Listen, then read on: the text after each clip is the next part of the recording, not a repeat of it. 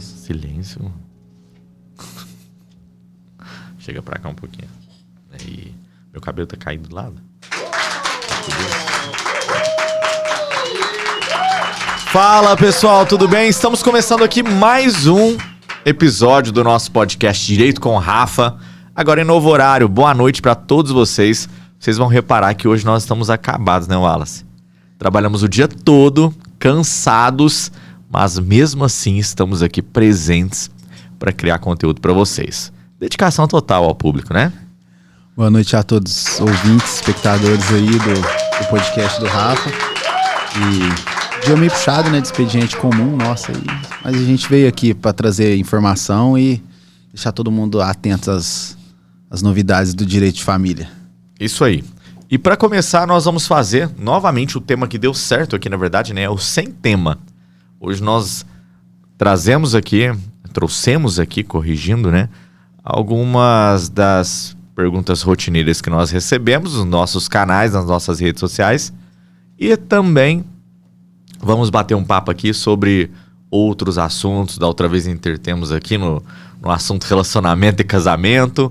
E nós vamos falar hoje sobre mudança de domicílio, mudança para outro país, moradia em outro país.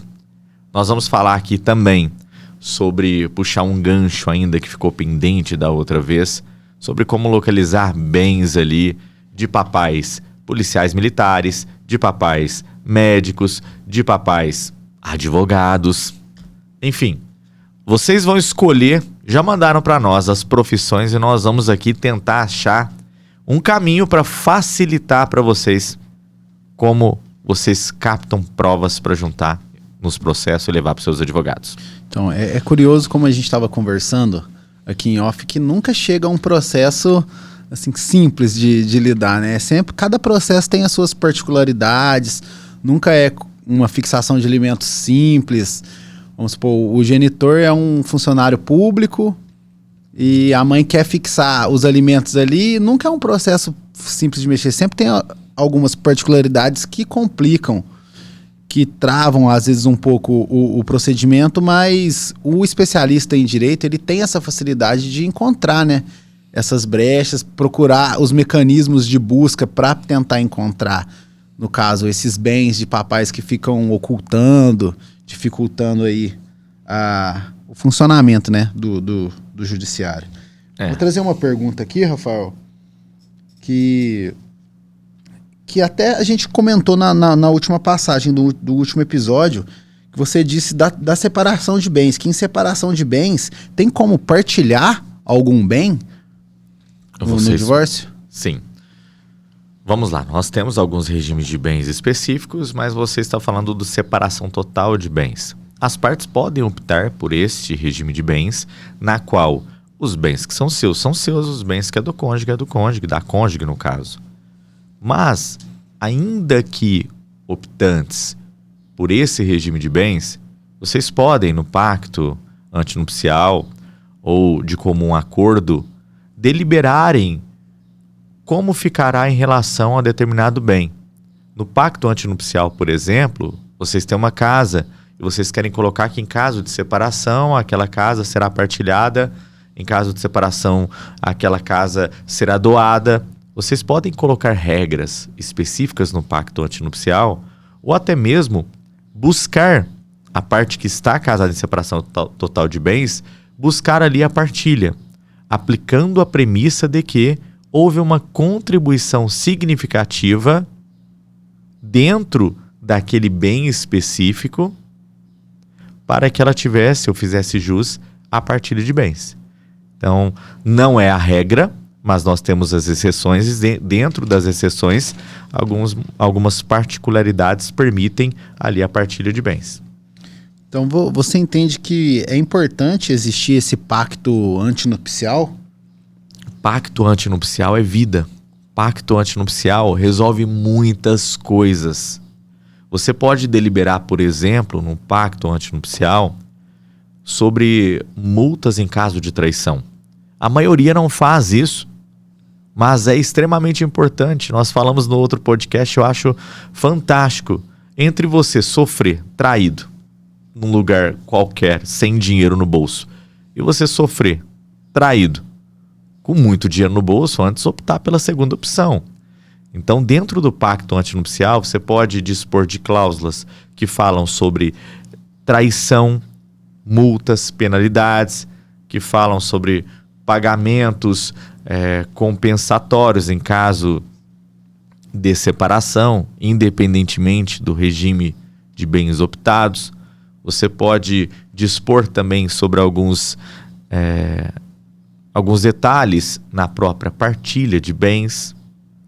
Você pode adiantar situações que podem vir a ocorrer. Então, pacto antinupcial é um contrato, e neste contrato você tem cláusulas que versam sobre como será ali o seu casamento e inclusive pós-casamento. No caso dessa quebra, né, desse contrato com relação à traição, o que seria a traição? Seria só a traição de fato de corpos consumado, ou tem algumas nuances aí dentro dessa traição que pode dar uma interpretação aí? Muita gente entende que traição é somente conjunção carnal, sexo. Traição é tudo aquilo que extrapola o desrespeito ao outro, ao seu cônjuge. Então nós temos traição virtual, às vezes o iniciar a conversa, o expor intimidade, promessas, apresentação com outro estado civil. Tudo isso é traição. A traição não é somente o carnal. A traição é a quebra de confiança que envolve a relação habitual que você tem com o seu parceiro ou com a sua parceira. Dentro do pacto antinupcial, você pode dispor, por exemplo, de como será a análise, como será a confirmação da traição virtual. Nós fizemos recentemente no escritório. Dentre as cláusulas colocadas, nós criamos uma para, se acaso o marido se apresentasse em eventos públicos, é uma figura pública, como solteiro, mesmo estando casado, apesar disso ter as suas responsabilidades no âmbito civil criminal avulsas, isso configuraria traição. Nós condicionamos também a traição virtual ao fato da pessoa trocar fotos, expor a intimidade do seu cônjuge, entre aspas, chavecar outro, flertar com outra pessoa dentro da rede social. Tudo isso é traição. Não tem migué. Não tem migué, não tem nem como dar um migué ali, né? E a parte pode colocar a multa que desejar. Nós fizemos o último pacto, a multa era R$2 milhões. O anterior já era 200 mil. É óbvio que tem que ser algo que dê no bolso da pessoa. E qual é o limite da traição? Você também pode dispor disso dentro do pacto antinupcial. Rafael, mas e se tiver situações que beiram a ilegalidade, beiram o absurdo, aí nós temos o judiciário para balizar o que se entende como extrapolar do pacto e o que está dentro do pacto. Por isso a importância de contratar um especialista para fazer o seu pacto. Não adianta nada você fazer um contrato e colocar uma série de absurdos.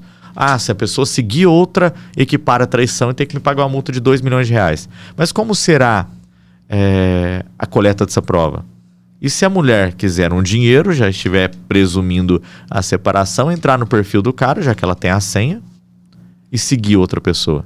Então tem que ter um caminho também para que nós possamos chegar até a captação da prova de forma legal. Porque o contrato ele dá margem a interpretações, né? Sim, sim. Nós não temos segurança jurídica com o nosso judiciário atual, então é importante que o pacto alcance ali os requisitos básicos da legalidade. Tem que ser bem desenhado, né? Bem amarrado. Sim, 10, 15, 20 laudas, não importa, mas coloca detalhe em tudo. Coloca cláusula, coloca cláusulas abertas, coloca ali uma cláusula fechada. Certo. Quanto à fixação de alimentos, que você citou anteriormente, das profissões, dúvidas que chegam bastante para a gente no atendimento a respeito de papais que são médicos, advogados, engenheiros, que geralmente têm uma capacidade financeira maior do que as mamães de cuidar, de gerir o ambiente familiar. A dúvida delas é como que elas podem agir ali de uma maneira que elas não se sintam ameaçadas, porque o genitor ameaça a guarda compartilhada, aquela história que sempre é o usual ali, né? O cara não cumpre com as obrigações dele e a mãe tá lá pelejando, fazendo de tudo e pouco para ajudar, para dar uma situação pro filho, e o genitor sempre ameaça essa guarda compartilhada. Como que o advogado pode auxiliar essa mamãe aí a poder investigar direitinho qual que é a profissão do cara, os ganhos reais, porque eles têm acesso a muita informação, então eles ocultam muitas vezes isso. Sim. Bom, antes de nós falarmos das profissões, você vai chutar algumas aí para que a gente possa ser mais pontual. Só recapitulando lá do início, quando você está falando agora como auxiliar, e é justamente isso que chega, né? O pessoal, quando chega até o nosso escritório, já chega praticamente, eu entendo que às vezes eles me veem ali como o fundo do poço. Porque não chega nada fácil para nós. Chega só coisas bichadas, coisas difíceis de resolver.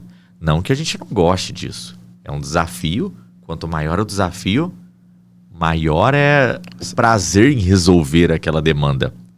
Nunca chegou para nós, nós estávamos brincando agora há pouco, até comentei com a Amanda mais cedo, nunca chegou para nós, tipo assim, vamos fixar um alimento de um policial militar. Servidor público, tá lá no portal Transparência o salário dele, não tem nenhuma outra renda extra, é só um filho. Dificilmente, ou raramente, ou nunca chega isso para o nosso escritório. Normalmente quando chega, mais ou menos nessas condições, chega o cara que tem um empreendimento por fora, mas ocultado, porque a polícia militar não permite que a pessoa tenha outras formas de trabalho. Chega a pessoa que tem 2, 3 filhos, chega uma pessoa que não tem renda, que está perdida no mundo, que é um autônomo. Nunca chegou também ao escritório uma situação fácil de fixação de guarda, com o cara morando no norte, a mulher lá no sul, uma pessoa ausente. Sempre chega situações num conflito gigantesco e principalmente vindas de outros escritórios que, na maioria das vezes, fizeram alguma caquinha ali no processo. E por que eu falo a importância disso? O que isso tem a ver com o nosso contexto aqui? As mamães, elas têm que se atentar a quem contratam. E aqui eu não estou falando, precisa contratar fulano, ciclano, famosinho. Não, um especialista. Presta atenção no número de respostas que você dá no WhatsApp, quando chegam chamados ali, de processos que vêm de outros advogados. Me fale uma única vez que chegou algo que estava completamente na linha certinha, com todos os recursos esgotados, com agravo de instrumento em caso de negativa numa decisão interlocutória. Não chega. Ao que me parece, os advogados ali nem sequer sabem o que é um agravo de instrumento. Nós estávamos conversando também há pouco que os advogados que não são da área de família desconhecem o procedimento especial no rito, que envolve a pensão alimentícia, que é a UNA, a audiência UNA. Então, chega para uma audiência, normalmente o advogado nem sabe que tem que levar testemunha naquele ato, que tem que apresentar a contestação até aquele momento, que tem que impugnar oralmente se for necessário. As mães precisam fazer uma triagem melhor ali de quem contrata, focando sempre na especialização. Tem milhões de advogados. Milhões não, tem 1.400.000 advogados. Desses da área de família, vamos colocar que tenha hoje a maioria. 200.000 advogados. Desses 200.000 que embarcam na área de família, deve ter o quê? 20.000? 10% talvez de especialistas? Então tem que triar. Nós batemos todo dia na mesma tecla. Você me falou agora há pouco ali, tô morrendo de dor na coluna. Se você for procurar um médico, qual que é a porra do médico que você vai procurar? Um ortopedista. Se você me falasse assim, Rafael, tô com uma pontada no peito, na área do coração, qual que é o médico que você procuraria? O cardiologista. Se você falasse, eu não tô enxergando, você usa óculos, você vai no urologista para ele receitar seu óculos? Não dá, né? Você vai no oftalmo. Por quê? Porque o oftalmologista é o médico que estudou para te dar uma posição melhor. Pode ser que você caia no clínico geral e ele te dê uma pincelada, mas vai te dar um encaminhamento para o especialista. Poxa, você tá lidando ali, às vezes a mãe tá com... A criancinha tá com uma dorzinha no punho. Aí ela vai no pediatra, o pediatra encaminha pro ortopedista para resolver uma questão simples. E agora, quando é para resolver uma guarda de um filho, quando é para resolver uma pensão de uma criança, uma mudança, um suprimento de vontade, a convivência do filho com a pessoa que você vai ter que, infelizmente, ter contato, às vezes, por longos anos, e essa pessoa é um babaca, a pessoa vai e me procura entre aspas, um clínico geral. Um advogado que nem sequer conhece o procedimento na maioria das vezes. Aí que está o erro.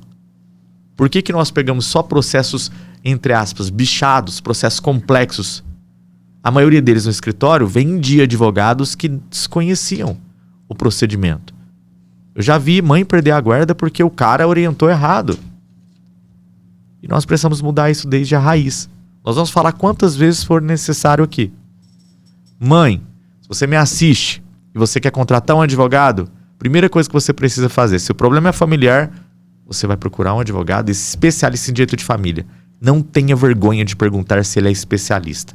Atuante, tudo bem, mas especialista estudou um pouco mais para te dar aquela informação. Então, isso é um detalhe que eu tenho observado bastante, que você disse que de um advogado que, vamos supor, que ele é clínico geral, ele não se especializou ainda em nenhuma área afinco, a fundo, mas o direito de família, ele tem sobressaído, tá como uma menininha dos olhos agora, né? O pessoal tem olhado muito, o profissional da advocacia tem observado que o direito de família é algo lucrativo agora. Então as pessoas estão migrando para esse campo sem ter a devida especialização, né? Sim. Aí o que ocorre é que aí chega para a gente esses processos com uma linha de raciocínio totalmente fora do que um especialista trabalharia. Sim. E eu vi um vídeo esses dias para trás muito interessante do Marcelo Safio. Ele até nomeou como síndrome de Fênix, salvo melhor juízo. Que é aquela pessoa que vê uma demanda boa num nicho, ela pula para aquele nicho. Daí a hora que ela está se consolidando no mercado, a hora que ela está captando o cliente, criando conteúdo bacana, ela vê outra oportunidade em outro nicho, ela pula para outro nicho. O direito de família é a queridinha do momento. O direito de família é a área que está em mais evidência. Antigamente, quando eu fiz a faculdade, todo mundo queria ir para a área criminal. Todo mundo queria ir. Era, naquele momento, a área queridinha de todos os alunos. Agora o direito de família está em ascensão.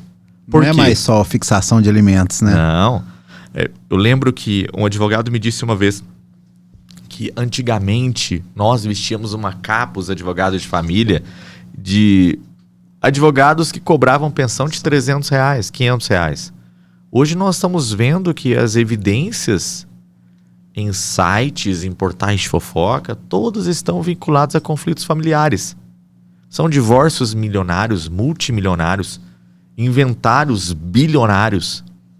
São pensões alimentícias na casa de 20, 30, 50, 100 salários mínimos.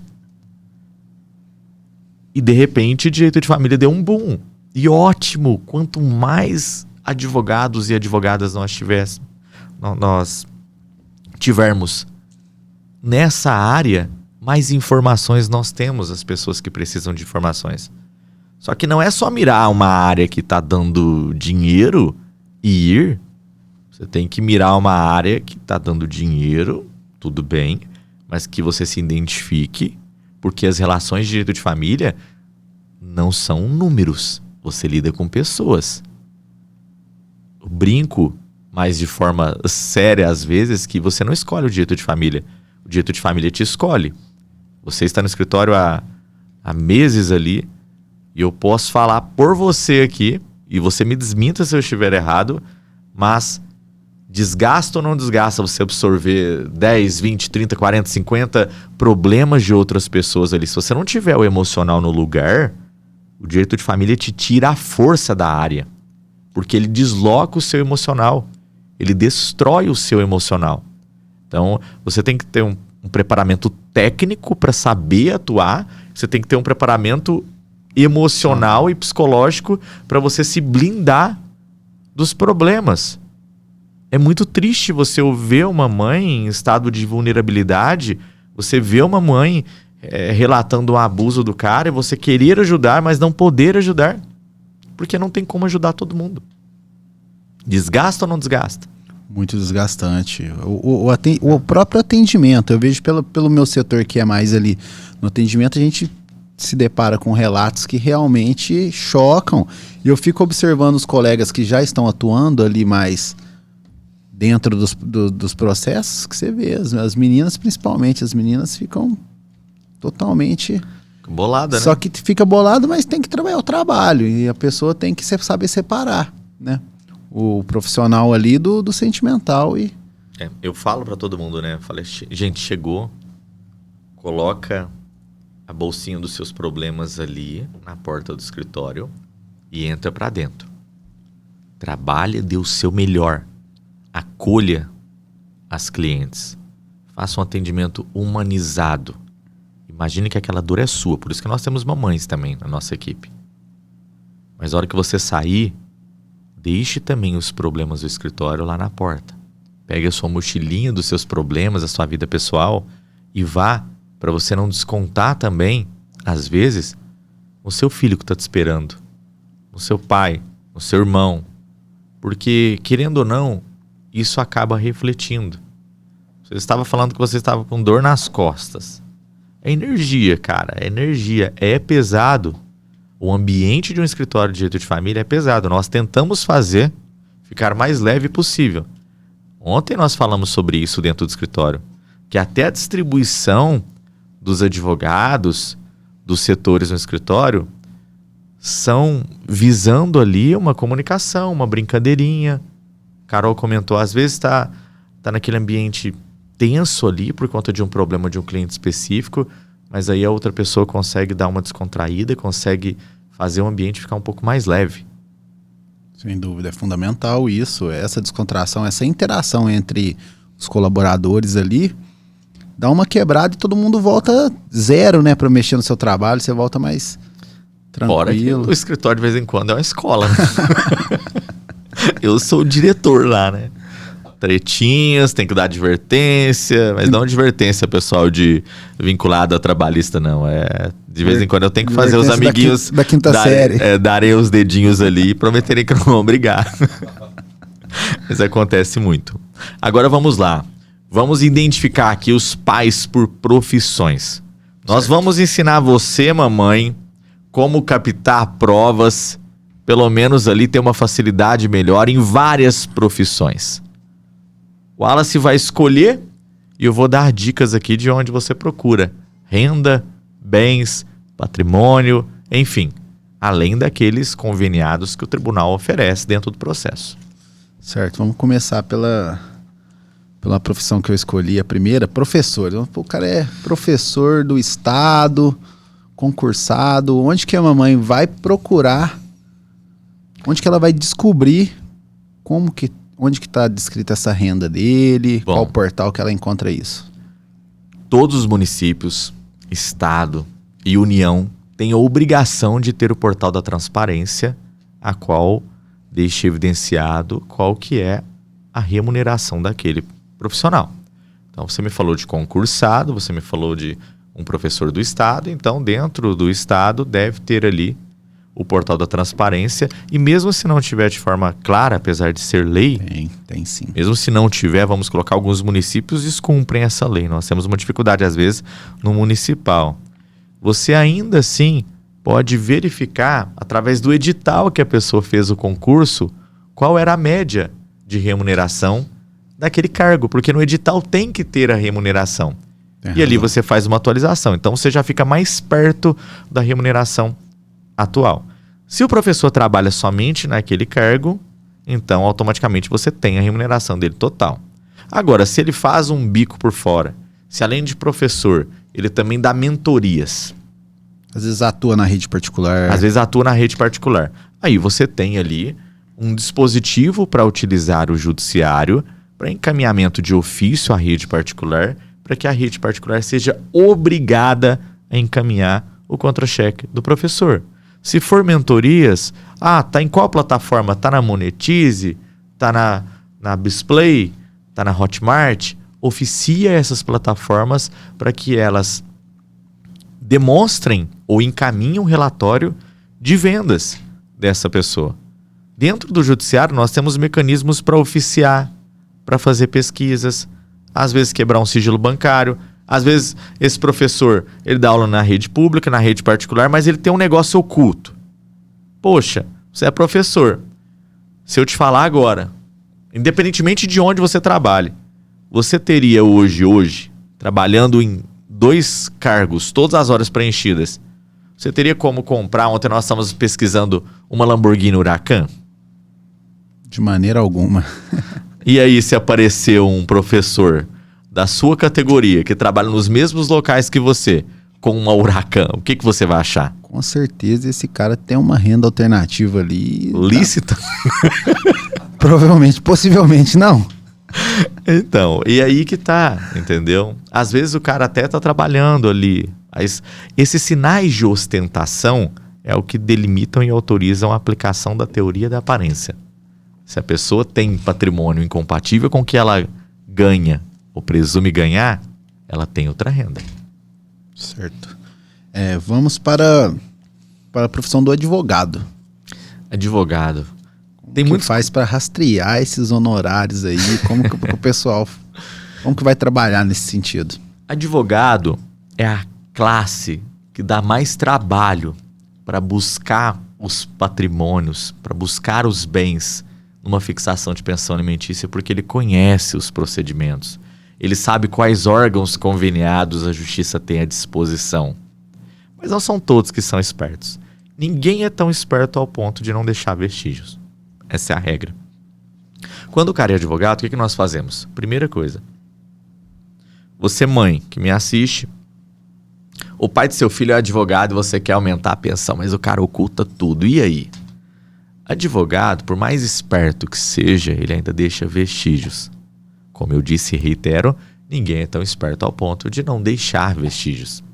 Primeira coisa que você faz é acha a OAB dele no site da OAB. Digita lá o número da OAB dele e coloca, ou você coloca escavador, ou você vai até pelo Jus Brasil para ver uma média de processos que aquele cara tem. Então, 5 anos de advocacia, o cara tem 2.000 processos. Opa, o cara tem um numerário bom de processos. Aí depois você vai ver a localidade que ele atua. Ele atua em Minas Gerais somente. Então você vai pegar o sistema de Minas, que é o PJE. O de São Paulo é o SAGE. O de Santa Catarina é o EPROC. Vai entrar nesses sistemas e vai pesquisar por OAB. Ali vai ter um número de processos por ano. E nesses processos, o advogado que você contratou, até mesmo você nas pesquisas, pode entrar. A maioria são públicos, salvo aqueles sigilosos de direito de família. E às vezes, dentro desses processos públicos, já tem lá sentença, condenação. Nós pegamos um advogado, demorou 1 semana para fazer a apuração dele, uma investigação social. Mas nós conseguimos apurar, por exemplo, que naquele mês ele recebeu 6 alvarás, que davam um total de R$110 mil. 30% do honorário legal, porque ele juntava o contrato de honorários dele. Então nós temos ali, em um mês, um faturamento de 30 mil. Acima de 30 mil. Tira o imposto de renda, você tem uma métrica de quanto que ele ganhou ali. E mesmo se o cara, às vezes, usa um colega para que assine por ele, para que retire o alvará por ele, nós aplicamos a teoria da aparência. Advogado é um bicho que gosta de aparecer. Advogado é uma profissão, é um profissional que, às vezes, precisa também aparecer. Ele precisa de manter uma aparência uma ali, aparência. Né? E aí o cara vai lá, alega no processo que ganha 2, 3 mil reais. No entanto, ele está com um carro de 200 mil reais. Que o carro de 200 mil reais, 4% de IPVA, 4% uma média de seguro, já deu muito mais do que ele alega ganhar. Então a teoria da aparência, pesquisa em tribunais, além disso, oficia órgãos, usa, se tiver sociedade, verifica na junta comercial do estado, capital social da empresa, se ele for empresário, verifica também relatório de transferência de bens. Rafael, mas o carro que ele usa não está no nome dele, joga também no meio do processo, deixa que ele justifique porque que ele usa um carro de terceiros. E por aí vai. Certo, anotem aí, mamães, hein? Foram muitas dicas aí válidas para poder encontrar aí esses esse patrimônio aí que está sendo oculto. Vamos passar para a próxima profissão? Vamos usar o exemplo de um médico. Pai médico. Me desculpem até o jargão aqui, né? Mas profissão que dá trabalho no escritório, né? Eu colocaria no topo do ranking. Os mais problemáticos são médicos. Problemáticos em que sentido? Quando nós temos uma fixação, e não são todos, mas a maioria dos pais que nós processamos no escritório que são médicos, eles tentam minimizar a renda dele. Como que você descobre onde o médico está trabalhando? Você tem a opção de pesquisar ali nos sites da secretaria, você tem a opção de oficiar a Secretaria Estadual ou Municipal de Saúde para obter informações sobre remuneração, sobre convênios que aquele médico está mantendo com entidades ou até mesmo com hospitais, se for particular, oficia, quebrar o sigilo bancário e também o sigilo fiscal. Quando o cara é médico e nós estamos atuando contra ele, eu gosto de pedir o cruzamento de informações. Por quê? Porque na maioria das vezes, nem sempre, há aquela emissão 100% de nota fiscal. E aí nós quebramos o sigilo bancário do cara e verificamos ali que o cara gasta 30 mil de cartão de crédito. Movimenta 20 na conta dele. Mas emitiu só 3 de nota fiscal naquele mês. 5 mil de nota fiscal no CNPJ. Então vai cruzar a informação, não vai bater. A conta não fecha. E aí se não fechar, o juiz tem por obrigação, né, encaminhar ali as cópias, o que entender necessário, para apuração de uma eventual sonegação. Além disso, nós podemos pegar dentro da profissão de médico a mãe usar a teoria da aparência também. Nós atuamos contra um cirurgião plástico que atuava em 4 ou 5 clínicas. E nós sabemos que uma cirurgia plástica, por exemplo, para silicone, cai na casa de 10, 13 mil reais ali. Tirando o material, tirando os gastos que tem com anestesista, que tudo isso nós pesquisamos, o cara tinha uma média ali de 5 livre por cada cirurgia de prótese. O cara fazia média de 4 ou 5 próteses. Ele era muito burro, porque ele postava a agenda dele. A agenda pesada hoje no hospital, ia lá e batia uma foto. 8, 9 cirurgias. Ou então postava aquela foto no final do dia, cansado. 6 max. Como é que chama a cirurgia do peito? Não me recordo. Por isso que faz falta ter uma mulher aqui, né? Maxtopatia, alguma coisa assim. Maxoplastia. Alguma coisa assim. Mamoplastia? Também, eu acho que mamoplastia é pra tirar o peito, né? Agora nós entramos, paramos aqui para entrar num dilema, mas eu vou... Vamos pesquisar no Google aqui. Maxtoplastia.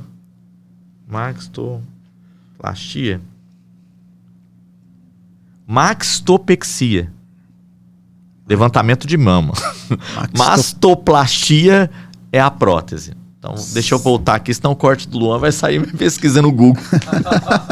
Mas pode sair também, não tem problema não.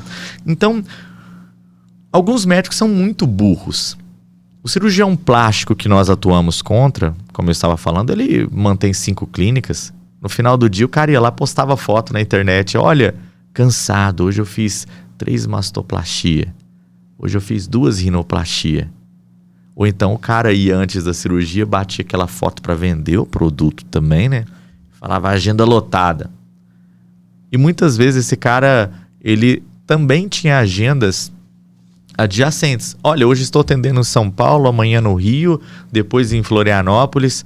Por aí, mesmo que a gente não encontre nada às vezes na conta bancária, porque o cara fez uma manobra muito boa, jogou para um CNPJ, a clínica está no nome de outra pessoa, enfim, o cara manobrou, por aí já dá uma visão para a mãe de quanto aquele cara ofere. Uma mastoplastia que a gente conferiu agora, 13, 15 mil reais. Paga um anestesista, paga o hospital. Enfim, se sobra 5 conto livre para esse cara e ele fez 5 por dia, são 25. Tira o imposto de renda, por aí você tem uma métrica. E médico, assim como advogado, também gosta muito de aparecer, precisa aparecer. E aí o cara tá andando numa Porsche de 500 mil, 600 mil. Aí o cara chega na hora do processo, da fixação de alimentos, daí fica aquilo. Quanto você quer oferecer de pensão? Quanto você quer para fazer a proposta? Sugere. O cara vem, 2, 3 mil reais. Não, nada disso, cara. Você ganha de 50 a 100 mil por mês. Uma pensão de no mínimo 20 salários mínimos. Exatamente. Essa é o diferencial do especialista no direito de família. Ele sabe transitar e encontrar o mapa de vestígios que esse profissional deixou, né? Que esse médico deixou ali durante os posts deles, quanta cirurgia que o cara fez, esse patrimônio que está totalmente incompatível com a renda que ele está dizendo ali no processo que é o ganho real dele. Que é uma dica para você descobrir uma renda estimada de um cirurgião plástico, por exemplo. Entre em contato com a clínica e às vezes o cara vai utilizar a técnica de escassez e vai se ferrar no processo. Entre em contato com a clínica, você mamãe que nos assiste, ou pede para uma amiga entrar em contato e orça o preço, por exemplo, de uma cirurgia de mama, uma prótese de silicone. É 15 mil. E para quando ele teria a agenda, se eu fechasse... não tem uma agenda agora. Justamente para fazer a cirurgia. Ele cobra 15 mil, mas eu só tenho agenda para dezembro. Subentende-se que o cara tem muitas e muitas cirurgias para fazer. Isso é um início de prova documental que pode fomentar para que o juiz, dentro de um processo de revisão de alimentos, oficie hospitais que aquele cara trabalhou para buscar ali o livro de cirurgias, quantas ele fez. Ou às vezes na postagem do antes e depois e nos reposts que eles fazem, você consegue ter uma média. Olha, o cara postou 5, 6 cirurgias essa semana. Então você já consegue ter uma média, porque você sabe um valor aproximado. Agora, quer ter outra dica, por exemplo? Essa é boa. Bom, nós estamos falando de profissão mesmo. Como que você descobre quanto que um personal trainer ganha? Hoje é o dia de desvendar o mistério das profissões, que nós já passamos por 10. Personal trainer. O cara também posta, porque ele tem que mostrar quantos alunos ele tem. Rafa, mas eu não tenho a rede social dele. Poxa, então o cara não está fazendo um marketing bom. Ele tem que deixar a rede social aberta. Pede para alguém que está na rede social dele ver. O cara oculta bens. Você sabe que ele é personal. Você sabe que ele tem aluno. Então pede para uma amiga, pede para uma conhecida, vê quanto custa a hora a aula dele. E entre na rede social dele e veja a quantidade de alunos que tem. Normalmente ele posta um treino ou outro. Você tem uma métrica. Durante o mês, o cara postou com 20 pessoas diferentes. Ele auxiliando. Então ele tem 20 alunos. Numa métrica de R$50 a hora. Você estima que talvez 2 ou 3 vezes por semana. A rede social entrega tudo. A rede social é um espelho da vida da pessoa. E as pessoas não conseguem mais ficar sem postar. E por ali você vai ter uma métrica de quantos alunos ele tem, qual que é a média de valores e quanto que ele ganha. Perfeitamente. Vamos passar para uma profissão que seja... Vamos usar o fala exemplo de Uber, que toda vez que fala de Uber eu sou linchado na rede social. Você quer começar pelo Uber ou você quer já ir para uma área mais militar? Não, vamos no Uber primeiro. O Uber é tão tranquilo que eu vou falar em 2 minutos. Pai é Uber, é só oficiar a Uber. É só oficiar a empresa, que a empresa apresenta o relatório de quantas corridas ele fez, quanto que paga, quanto que ele recebe. Mas se você quiser um indício de prova para levar para o juiz ainda assim ter essa métrica de quanto ele ganha, apesar que é só um ofício, basta você pedir para alguém fazer uma corrida, ou alguém que fez uma corrida, bater um print ali da avaliação dele. Lá vai ter. O cara está no Uber desde janeiro de 2023 e já fez 3.000 corridas. Poxa, você já tem uma visão mais ampla de que talvez ele ganhe um pouco mais. E é importante, por que eu falo de início de prova, de você fazer essa investigaçãozinha anterior a você pedir judicialmente? Porque às vezes nem precisa de você entrar judicialmente, porque o cara não tem condição mesmo. Então você precisa saber se terá elementos para ganhar ação. Ninguém entra no judiciário para perder. Outra profissão aqui que dá tumulto. Você já passou por lá, você sabe. Delivery, mototáxi. Tem como provar a renda do cara. É difícil provar. Mas e se você oficiar, por exemplo, agora você sabe que o iFood chama moto, né? Então a pessoa tem que estar cadastrada, sim, vai lá no estabelecimento. Tem como você mandar um ofício pro iFood. O iFood vai falar quanto que... Tanto o comércio do cara pequenininho, quanto o motoqueiro. Quantas corridas ele fez, quantas entregas ele fez. quer descobrir, por exemplo, o cara tá fazendo caldo para vender em casa, caldo de feijão. Poxa, não tem como você saber, Rafael, como que eu vou descobrir quantos caldos o cara tá vendendo se ele tá vendendo dentro de casa? A maioria tem que usar uma plataforma de venda. Seja o iFood, seja o iRango aqui em Minas. Tem um outro que chama Come Alguma Coisa no Mato Grosso. Você oficia essa plataforma e a plataforma fala quantos pedidos teve. Até pelo Zap? Até pelo WhatsApp. Pelo WhatsApp você diz ou que, se ele vender só pelo WhatsApp, não, aí pelo WhatsApp você vai ter que ter uma frequência ali, né? De talvez feedback que a pessoa dê no Google do local que trabalha, porque não tem como, você não consegue invadir. Tem como você fazer essa métrica, né? Mas é muito difícil uma pessoa que trabalha só com venda no WhatsApp. Uma hora ou outra ela vai ter que ter uma plataforma. Tem que ampliar, né? E até mesmo aquela que trabalha com o WhatsApp, ela tem que estar nos canais ali que conseguem fazer avaliações como bem avaliado. Então, entra no Google lá, tem 100 avaliações nota 5 nos últimos 6 meses. Poxa, então 100 pessoas pelo menos. Ela tem que ter um canal que dê acesso a ela, né? Senão, como é que o cliente vai poder fazer? Pro WhatsApp não tem como, né? Ele fazer, a não ser que o cara seja tão foda ao ponto de ficar fazendo um caminho, né? Tem uma empresa aqui em Paraíso que não pode falar o nome, mas que não vende, por exemplo, por Pix, não vende, por exemplo, por cartão, só no dinheiro, não tem plataforma de venda. Segunda a sexta, olha lá. Não, só trabalha de segunda a segunda, é essa que eu tô falando. Segunda a segunda, o cara trabalha. E é só contato só. Quem tem sabe que o negócio é bom e pede pra lá. Não tem como rastrear esse negócio. A não ser que você vá na porta do estabelecimento da pessoa. Tira uma foto, tá sempre cheio. Fica lá fazendo a métrica do dia lá. Fica o dia inteiro lá filmando. O dia inteiro fazendo vídeos. E aí, o que mais que você tem de profissão? Então, chega muita dúvida a respeito de militar. Papai que é militar e passou num concurso aí, da ESA, passou num concurso da FAB aí, virou um piloto, tá ganhando um salário aí bem confortável. Como que a mamãe vai fazer aí pra poder desvendar esse... Militar tá no portal da transparência. Só você entrar lá vai ter a renda do cara. Uma dica que eu dou. Quando o pai, ele é servidor público, ele é seletista, tem carteira assinada, e a sua pensão é um percentual sobre a renda dele, segue essa dica. Nunca, ou pelo menos tente, não deixar que a fixação seja somente sobre o líquido. Rafael, mas como assim?